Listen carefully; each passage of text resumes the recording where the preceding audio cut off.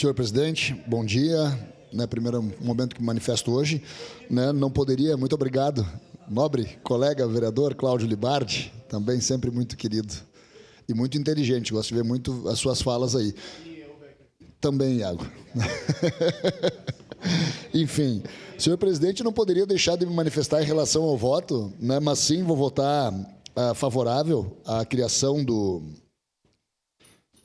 fundo, dado que o Rodrigo Weber, que é o secretário atual da pasta e um dos secretários mais atuantes da nossa Caxias hoje, que valoriza muito o... Concordo. Tem que ser,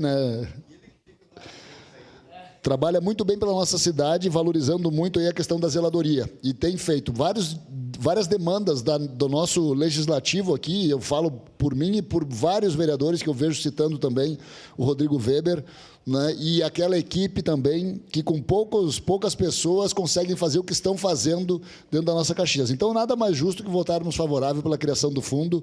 E, Rodrigo Weber, também só dizer que estamos à disposição aqui no Legislativo caxiense, parabenizar o prefeito Adiló por ter criado essa pasta e por ter colocado o Rodrigo à frente dessa secretaria. Era isso, senhor presidente. Em declaração.